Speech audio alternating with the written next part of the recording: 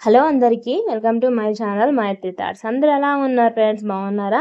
So ఇది వచ్చి Saturday vlog అండి. సాటర్డే రోజు కొద్దిగా షూట్ చేసిందంతా కూడా వ్లాగ్ రూపంలో అయితే మీకు పెడుతున్నాను. సో ఇంకా మార్నింగ్ అయితే 5:10 అయిపోయింది.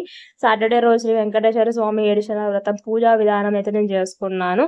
సో కాబట్టి పూజ ఉంటుంది కాబట్టి ఇంట్లో పనులు ఉంటాయి, దేవుని పని ఉంటుంది, గుడికి వెళ్ళాలి, ఇవన్నీ ఉన్నాయి కాబట్టి తొందరగా లేచాను అనమాట. ఇంకా చాలా తొందరగా లేచాను రోజు కంటే. సో ఇంకా ఇదివరకు అయితే ఇంకా నేను 4:00కి 3:30కి అలా లేచేదాన్ని శనివారం పూజ చేసుకునే రోజు. ఎందుకంటే సో తొందరగా పూజ చేసుకోవాలి, గుడికి వెళ్ళాలనే ఆతృత అది ఎక్కువగా ఉండేది నాకు. అండ్ ఫ్రైడే అని నేనైతే గ్యాస్ స్టవ్ మొత్తం కడిగి పెట్టేశాను. అండ్ సాటర్డే ఇంకా ఇంట్లో వంట అయిపోయిన తర్వాత దేవుని పూజ చేసే ముందు మళ్ళీ కడుక్కుంటాను. ఎందుకంటే నైవేద్యం చేసుకోవాలంటే మనం ఎంత శుద్ధిగా ఉంటామో స్టవ్ కూడా అంత శుద్ధిగా ఉండాలి కదా అని చెప్పి ఇంకా బియ్యం అయితే కడిగి పెట్టేశాను. సో ఇంతలోపల పాలు కూడా వచ్చేసాయి. ఇంకా పాలు ఒకవైపు, బియ్యం ఒకవైపు పెట్టేశాను. ఒక దిక్కు ఈ పనులు అవుతూనే ఉంది వంట చేసుకుంటూ.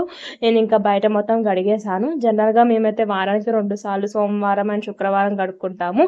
ఇంకా శనివారం విశిష్టంగా పూజలు చేస్తున్నప్పుడు ఖచ్చితంగా మళ్ళీ నేను కడుగుతాను అనమాట. ఇంకా బయట చూసారా ఎంత చీకటిగా ఉందో చూపిస్తున్నాను. బై ది వే మొదటిసారి మన ఛానల్లో చూస్తున్న వాళ్ళైతే బ్లాగ్ కనుక నచ్చితే ప్లీజ్ లైక్, అలాగే ఎలా ఉందో కామెంట్ రూపంలో మీ అభిప్రాయం తెలియజేయండి. అలాగే నా ఛానల్కి సబ్స్క్రైబ్ చేసుకొని పక్కన ఉన్న బెల్ ఐకాన్ని ప్రెస్ చేసినట్లయితే నెక్స్ట్ టైం వీడియోస్ అప్లోడ్ చేసినప్పుడు నోటిఫికేషన్స్ మీ మొబైల్కి వస్తాయి అనమాట.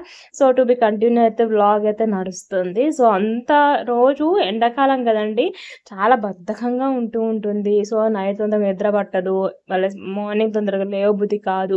సో చాలా మఫీగా ఉంటుంది. ప్రతి కాలానికి అదే విధంగా అనిపిస్తుందో ఏమో, మళ్ళీ ఇదే రిపీట్ చేస్తూ ఉంటాం. అదే చలికాలం వచ్చిందంటే బాగా చలి పెడుతుంది, చలికి లేవాలనిపించట్లేదు, బయటికి రావాలనిపించట్లేదు, అసలు నీళ్ళల్లో చేయి పెట్టాలనిపించట్లేదు అని అంటూ ఉంటాం. వానాకాలం వచ్చిందనుకోండి, వానలు వస్తున్నాయి, ఒక్క పని కూడా చేయాలనిపించట్లేదు, ఇల్లంతా చిరాకు అనిపిస్తుంది, బయట అంతా చిరాకుగా అనిపిస్తుంది, ఒక్క పని చేయనియట్లేదు ఈ వాన, బట్టలు కూడా ఆరట్లేదు, ముక్క స్మెల్ వస్తున్నాయి, రేపటికి ఎలానో, రేపటికి యూనిఫామ్ ఎలానో, రేపటికి మనకు బట్టలు ఎలానో అని చెప్పేసి అలా ఆలోచిస్తూ ఉంటాం. ఇవన్నీ కూడా మా సగటు హౌస్ వైఫ్గా మనం ఆలోచిస్తాం. కానీ అదే వర్కింగ్ ఉమెన్ ఉందనుకోండి, చక్కగా ఎక్కడున్న పనులు అక్కడ పడేసి చేసినంత వరకు చేసేసి ఆఫీస్కి వెళ్ళిపోతారు. ఇక ఆఫీస్ సంగతి చూసుకొని వచ్చినాక సర్లే ఈ కాకపోతే ఇంకొక రోజు ఆరితే బట్టలు అని అనిపిస్తుంది. చలి ఉండదా, ఉంటూనే ఉంటుంది కదా అని స్వెటర్లు వేసుకొని కంటిన్యూ అయిపోతారు. ఎండాకాలం మనకు ఎండలు ఉండకుండా ఉంటాయా అని చెప్పేసి అలవాటు చేసుకుంటూ ఉంటారు. సో అటు బై హౌస్ వైఫ్స్కి ఇవన్నీ అనిపిస్తాయేమో అని అనిపిస్తూ ఉంటుంది నాకైతే. ఇంకా నేనైతే చకచక ఇల్లు అయితే క్లీన్ చేసేస్తున్నాను. ఇల్లు ఊడ్చైతే తుడిచేసేసాను. అలాగే బయట కూడా చక్కగా కడిగేసేసి అంత నీట్గా అయిపోయింది. ఇంకా సాటర్డే స్పెషల్ వంట అయితే నేను మసాలా వంకాయ కర్రీ చేశాను. గ్రేవీ చాలా ఎక్కువ పెట్టేశాను. ఈవినింగ్కి అది వేస్ట్ అయిపోయింది. దానికి బాధ అనిపించింది. ఎందుకంటే ఏదైనా ఒక రెసిపీ మన ఇంట్లో వాళ్ళు తింటారేమో, మనం తింటామేమో అని ఎంతో ఇష్టంగా చేస్తూ ఉంటాము. కానీ ఒక్కొక్కసారి చేయాల్సిన దానికంటే ఎక్కువ క్వాంటిటీలో అయిపోయి కర్రీ వేస్ట్ అయిపోతూ ఉంటుంది. మళ్ళీ తెల్లారి తింటారా అంటే తినరు. ఎందుకంటే తెల్లారి సండే స్పెషల్ వేరే ఉంటుంది. వంకాయ మసాలా కర్రీ ఎవరు తింటారు చెప్పండి? మళ్ళీ తెల్లారి తినరు కదా. అదే వెజ్ తినే వాళ్ళైతే దాచిపెట్టుకోవచ్చు. సో ఇంకా కర్రీ చేద్దామని చెప్పి ప్రిపరేషన్ అయితే చేస్తున్నాను. సో ఇంకా దానికోసం కొద్దిగా మసాలా ప్రిపేర్ చేయాలి కదా. ఈ వంకాయలు నేను ఆన్లైన్లో ఆర్డర్ పెట్టానండి. దానికి ఎందుకో కాడలు చాలా ముళ్ళు ఉన్నాయి. మువ్వ వంకాయలు అంటే కొంచెం మంచిగానే ఉన్నాయి అనుకున్నాను, కానీ చాలా లావు వచ్చాయి. ఇంకా అంత వంకాయ టేస్ట్ బాగానే ఉంది, గ్రేవీ టేస్ట్ బాగానే ఉంది, కానీ దాని వెనక తోక దగ్గర మస్తు ముళ్ళు ఉన్నాయి. నేను ఫస్ట్ టైం అంత ముళ్ళు వంకాయకు ఉండడం చూడడం, మరి అదేందో వెరైటీ నాకు అనిపించలేదు. సో దీనికోసం అయితే ముందుగా కొంచెం గ్రేవీ ప్రిపేర్ చేసుకోవాలంటే కొన్ని పదార్థాలు వేయించుకోవాలి. సో అవి పల్లీలు వేయించుతున్నాను ఇక్కడ. తర్వాత నువ్వులు వేయించుకోవాలి. సో నువ్వులు వేగిపోయిన తర్వాత కొబ్బరి లేదా కొబ్బరి తురుము, నేను కొబ్బరి తురుము నా దగ్గర అవైలబుల్గా ఉంది కాబట్టి అది వేసుకొని లైట్ కలర్ చేంజ్ అయ్యేంత వరకు వేయించుకొని పక్కన పెట్టుకోవాలి. సో వేయించుకున్న పదార్థాలన్నీ కొద్దిగా చల్లగా లోపల మనం ఒక చిన్న బ్రేక్ తీసుకుందామని ఛాయ్ తాగుతున్నాను. ముఖ్యంగా ఒక్క పొద్దున్న రోజుల్లో ఖచ్చితంగా 2-3 సార్లు ఛాయ్ తాగుతాను. ఎందుకో కడుపులో గోకుతా ఉంటుంది, కానీ భక్తి దేవుని మీద ఉండాలి కానీ ఆకలి మీద కాదు అని చెప్పేసి ఇంకా నేను చకచక అయితే ఇంకా అవి చల్లగా లోపల కొద్దిగా ఛాయ్ తీసేసుకొని తాగేసాను. ఆ తర్వాత వేయించుకున్న పదార్థాలన్నీ మిక్సింగ్ జార్లో వేసేసుకున్నాను. అలాగే మువ్వ వంకాయలని మంచిగా 4 మూలలు కట్ చేసుకొని ఉప్పు వేసిన వాటర్‌లో పెట్టాను. నేను పావు కిలో పెట్టాను జెప్టోలో. పావు కిలోకి 5 వంకాయలొచ్చాయి. కానీ ఆ కాడ దగ్గర ముల్లులు ఎందుకున్నాయో నాకు అర్థం కాలేదు. సో, గ్రేవీ అయితే చేసేసుకున్నాను నేను. తర్వాత ఇంతలోపన కొంచెం వంకాయల్ని మగ్గనిచ్చుకోవాలి, ఫ్రై చేసుకోవాలి. సో, మరలా పాన్ పెట్టేసుకొని కొంచెం ఆయిల్ వేసుకొని ఇంకా వంకాయ ముక్కల్ని వేసేసుకొని వాటికి కొంచెం కలర్ వచ్చేంత వరకు ఫ్రై చేసుకున్నాను. నేను మాక్సిమం చాలా సార్లు నల్ల వంకాయలు ఉంటాయి గదండీ! గుత్తి వంకాయల్లాగా వాటితోని కర్రీ చేశాను. అంటే మసాలా కర్రీ చేశాను, టమాటా ఏసి చేశాను గానీ, ఈ వంకాయలతోని first time I think so. So, కొంచెం వీటిని మంచిగా కలర్ వచ్చాయి. ఫ్రై చేసేసి వేయించుకున్నాను. ఇంకా వేయించుకొని పక్కన పెట్టేసి మళ్ళీ అదే పాన్‌లోకి మరి కొద్దిగా ఆయిల్ వేసుకొని, జీలకర్ర, బిర్యానీ ఆకు, అలాగే సన్నగా కట్ చేసి పెట్టుకున్న పెద్ద సైజు ఉల్లిపాయ ముక్కలు, పచ్చిమిర్చి, కొత్తిమీర, కరివేపాకు తరుగు వేసుకోవాలి. సో, ఇది కొంచెం వేగిన తర్వాత మనం ముందుగా టమాటా గ్రేవీ చేసి పెట్టుకున్నాం గదా! సో, ఈ టమాటా, పల్లీలు, నువ్వులు, కొబ్బరి పొడి, కొంచెం చింతపండు వేసుకొని గ్రేవీ చేసుకున్నాను. సో, ఆ గ్రేవీ కూడా వేసిన తర్వాత ఇందులోకి కొంచెం పసుపు, అలాగే గ్రేవీకి అంతా సరిపడా ఉప్పు. ఇంక ఉప్పు మనం ఎక్కడ యాడ్ చేయలేదు కాబట్టి టేస్ట్‌కి సరిపడా ఉప్పు, కారము అవన్నీ వేసేసుకోవాలి. అల్లం వెల్లుల్లి పేస్ట్ కూడా మన ఉల్లిపాయ తరుగులోనే వేసేసుకోవాలండి. సో, ఇవన్నీ కూడా మంచి గ్రేవీకి పట్టేలాగా కలుపుకొని కొద్దిగా ఫ్రై చేసుకోవాలి. ఇప్పుడు ఇందులోకి ఒక పావు లీటర్ దాకా వాటర్‌ని వేసుకున్నాను. కొంచెం మనము పచ్చి టమాటా వేసుకున్నాం కాబట్టి అది కొంచెం మంచిగా ఫ్రై అవ్వాలి, మంచిగా కుక్ అవ్వాలి. వేసిన మసాలాలన్నీ కూడా మంచిగా కుక్ అవ్వాలి అని చెప్పి కొంచెం వాటర్ క్వాంటిటీ ఎక్కువనే వేసుకున్నాను. సో, ఈ వాటర్ క్వాంటిటీ కొంచెం ఇనికిపోయే వరకు మంచిగా టమాటా గ్రేవీ ఉడికేంత వరకు ఒక పావు గంట నుంచి 20 నిమిషాల పాటు మీడియం ఫ్లేమ్‌లో కుక్ చేసుకోవాలి. ఆ తర్వాత మూత తీసేసి ఇందులోకి ముందుగా మనము ఫ్రై చేసి పక్కన పెట్టుకున్న వంకాయ ముక్కల్ని వేసుకొని ఇంకా చక్కగా వీటిని కూడా ఆ గ్రేవీతోని మంచిగా మిక్స్ అయ్యేలాగా కలిపేసుకొని మరలా ఒక పావు గంట సేపు మీడియం ఫ్లేమ్‌లో ఉడికించుకోవాలి.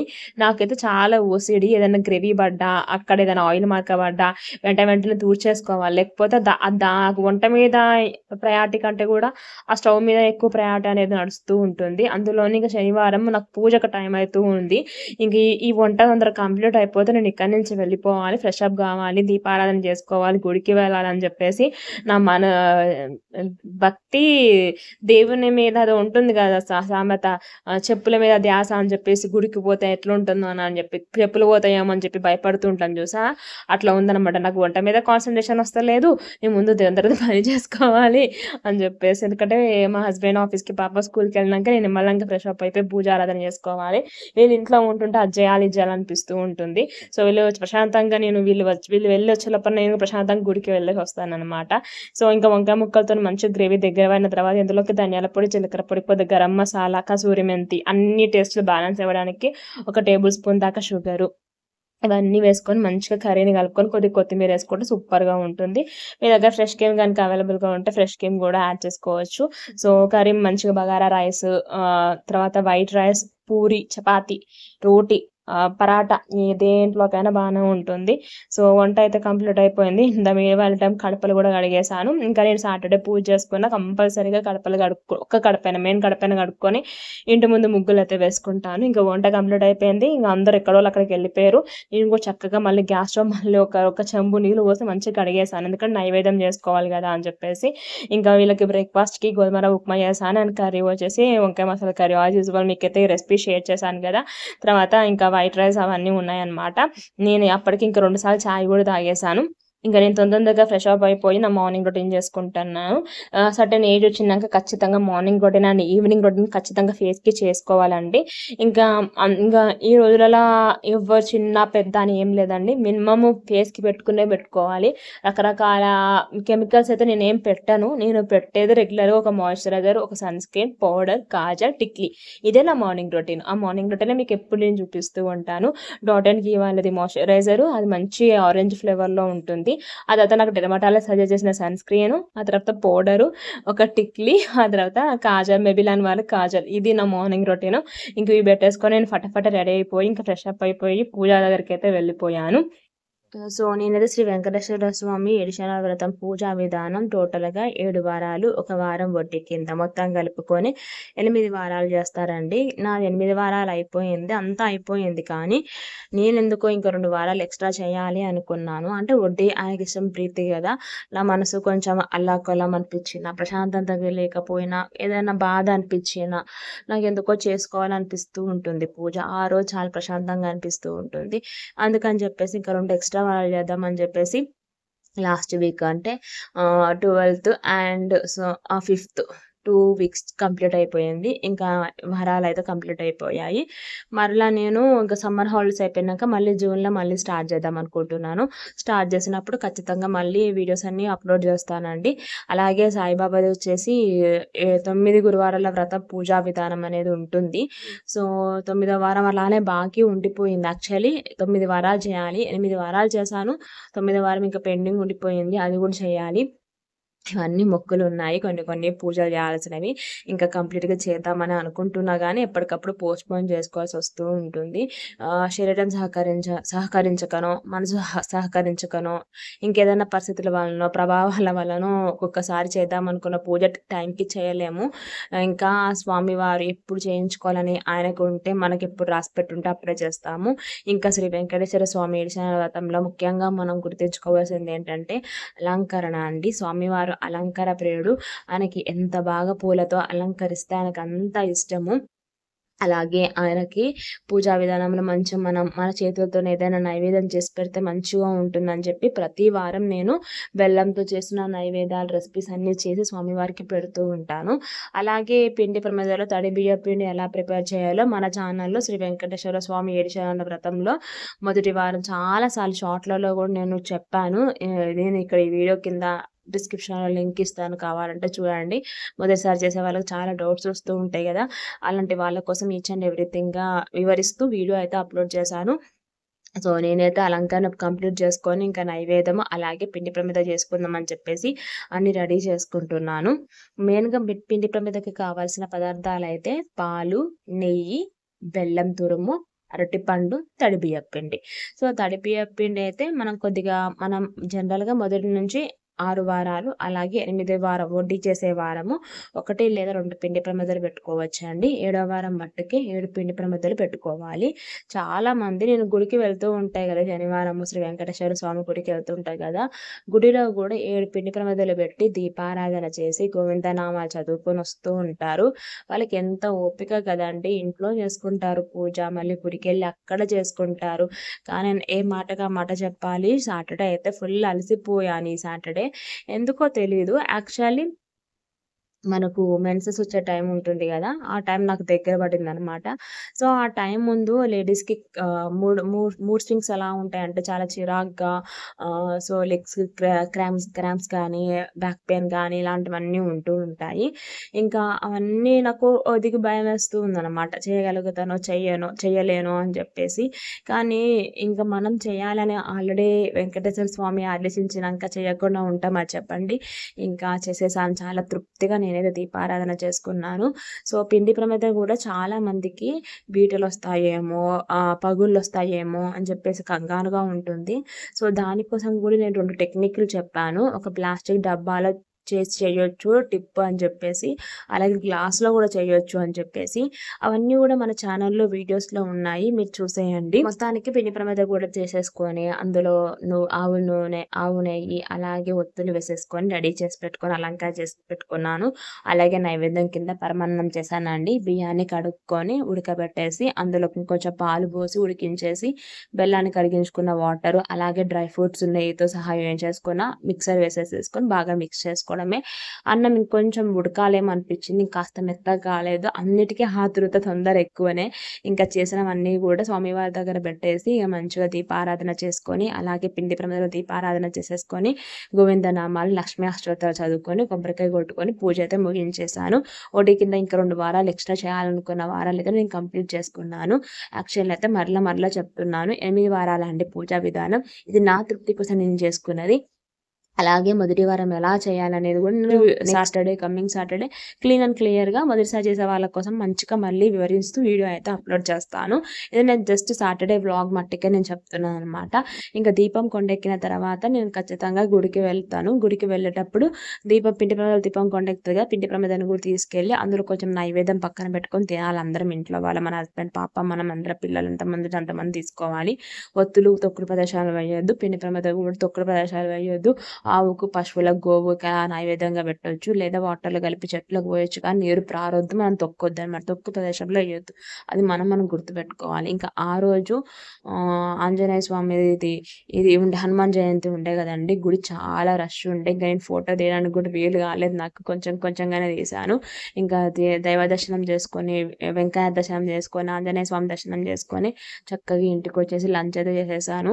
ఇంకా వంకాయ మసాలా కర్రీ ఒక్కటే ఉండే ఆ రోజు. పెరుగు ఇంకా తినేసి కొంచెం న్యాప్ తీసేసుకొని కొంచెం కాఫీ తాగేసి ఇంకా నేనైతే మార్కెట్కి వెళ్ళిపోయాను.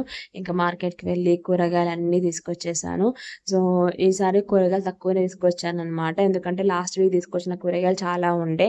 అండ్ ఈసారి స్పెషాలిటీ ఏంటంటే కూరగాయల్లో బొరుగులు, పేలాలు, మురుమురాలు, ఇలా మరమరాలు, ఇలా ఒక్కొక్క భాషలో ఒక్కొక్క రకంగా అంటారు. ఇంకా అవి తీసుకొచ్చాను. వీటితో ఒక 2 వెరైటీ రెసిపీస్ చేద్దామని. వెరైటీ రెసిపీస్ చేసి డెఫినెట్గా మన ఛానల్లో పోస్ట్ చేస్తాను. సో అది అక్కడికి అయిపోయింది. అండ్ పేనీలు అంటే మన రంజాన్కి సన్న సేవియా ఉంటుంది కదండి, అది కూడా తీసుకొచ్చాను. ఇంక ఈవినింగ్ అయితే చపాతీ చేద్దామని చెప్పేసి చేస్తున్నాను అనమాట. సో చపాతీ అస్సలు చేయబుద్ధి కాలేదు ఎందుకో. సాటర్డే చాలా టైర్డ్గా అనిపించుండే నాకు, చాలా కాళ్ళు నొప్పులు ఉండే. ఇంకా చపాతీ కూడా ఇష్టం ఉన్న షేప్లో చేస్తున్నాను, అసలు ఇంట్రెస్ట్ లేకుండే. సో 1 చపాతీలు చేసేసి సేవియా చేసేసాను అనమాట. అది నేను ఎన్నిసార్లు ట్రై చేసినా కూడా పర్ఫెక్ట్గా రావట్లేదు. వాళ్ళ ముస్లిం స్టైల్లో అయితే రావట్లేదు. మేబీ ఏదైనా మిస్టేక్ చేస్తున్నానో, నెయ్యి తక్కువ వేస్తున్నాను, డ్రై ఫ్రూట్స్ తక్కువ వేస్తున్నాను కావచ్చు. ఇంకా అదంతా కంప్లీట్ చేసేసుకొని మళ్ళీ ఫ్రెష్ అప్ అయిపోయి దీపారాధన అయితే చేసుకున్నాను. నేను సాటర్డే శనివారాల వ్రతంలో కంపల్సరీగా మార్నింగ్ అండ్ ఈవినింగ్ దీపారాధన చేసుకుంటాను. మస్ట్ అండ్ షుడ్ అని రూల్ ఏం లేదు, మన తృప్తి కోసం ఇవన్నీ కూడా. ఇంకా దీపారాధన చేసేసుకొని ఇంకా సేవియా తినేసేసాము. ఆ తర్వాత ఐస్ క్రీమ్స్ ఉండే అనమాట ఇంట్లో. మాకు హ్యూజ్ క్వాంటిటీలో సమ్మర్లో అయితే ఇంట్లో అప్పుడప్పుడు ఐస్ క్రీమ్స్ అయితే తెచ్చుకుంటాం. హ్యూజ్ క్వాంటిటీలో అంటే ఒక 3, 4 అట్లా తెచ్చుకొని పెట్టుకుంటాము. ఇంకా అవి కూడా తినేసామన్నమాట. సో దట్స్ ఇట్ అండి. సాటర్డే వ్లాగ్ చాలా ఎక్కువైపోయిందేమో అనిపించింది నాకైతే. చాలా టైర్డ్గా ఉండే. సో డే ఎక్కడి నుంచి ఎండ్ అవుతుందో, మళ్ళీ డే అక్కడి నుంచే డే ఎక్కడి నుంచి అయితే స్టార్ట్ అవుతుందో అక్కడి నుంచే ఎండ్ అయిపోతుంది. దేవుని మొక్కి పండుకునే దగ్గర వరకు. So this is the vlog of Saturday. నచ్చితే like and subscribe. Thank you. Bye.